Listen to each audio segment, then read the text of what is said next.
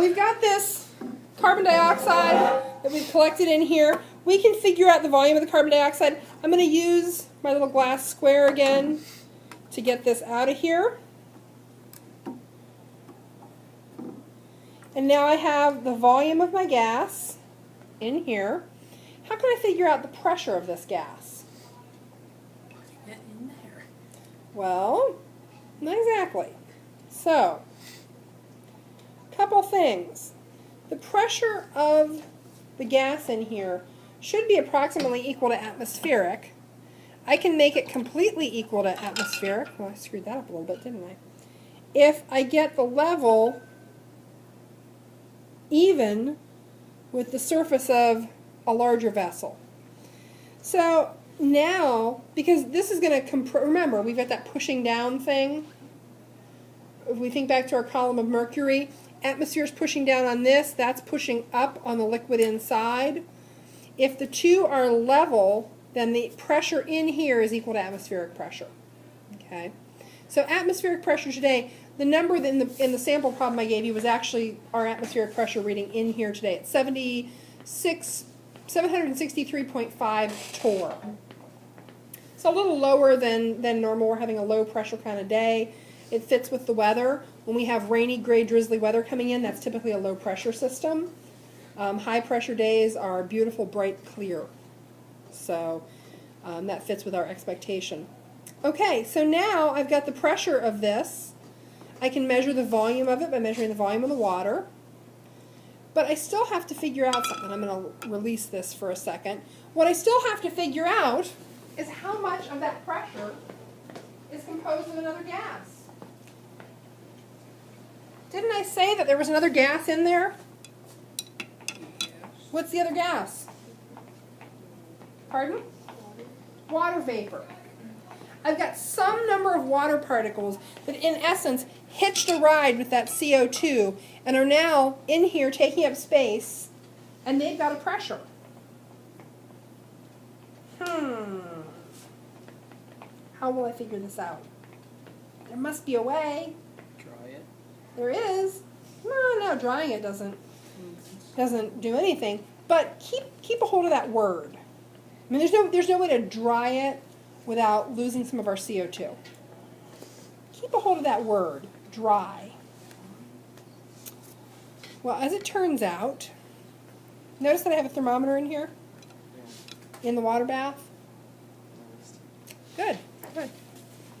As it turns out, there is a way. When we are dealing with gases that have been collected over water, we look at Dalton's law of combined pressures, and we can figure out the water vapor pressure. So we said there's some water vapor in there. Water vapor pressure is actually a lookup. So we adjust our little bottle until the levels are the same. We then know that atmospheric pressure outside is the same as the pressure inside the bottle. If you would be so kind as to look in your textbook at, it's table A8, and I can't remember what page it's on. It's in the back appendice in your book.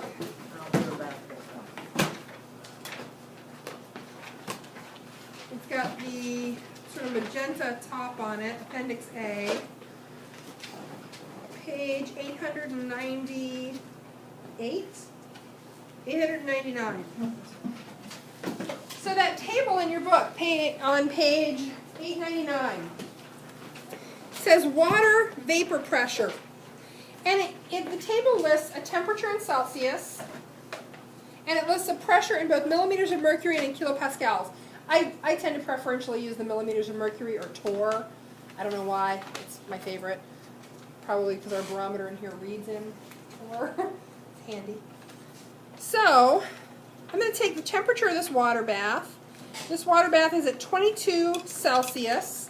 Actually, I should be taking the temperature of the water bath that this was collected over. A little bit cooler. It's 20 Celsius. So at 20 Celsius, look up in that table what would be the partial pressure of water. 20.0 Celsius. Give it to me in torr. 17.5 torr. So whatever the atmospheric pressure is today, that's 763.5 torr, that's the total pressure in here. But 17.5 torr of that is water vapor. So, right now, for me, figure out the pressure of the CO2 in there.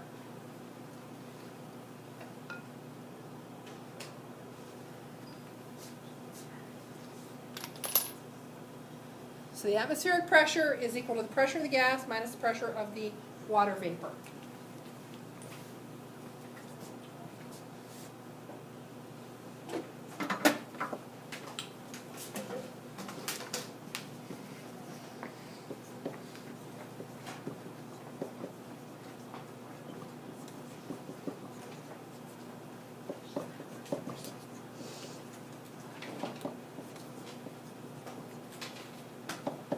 Okay, what do you have? 746.0.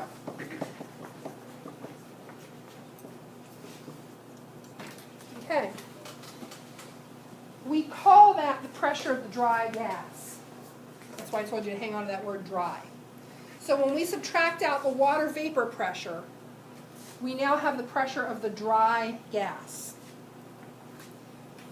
This is a pretty common calculation you have to do. That's it for the notes. Now, let me tell you a few instances where you're going to have to find the pressure of the dry gas. If you are given any problem that says a gas collected over water at blank degrees,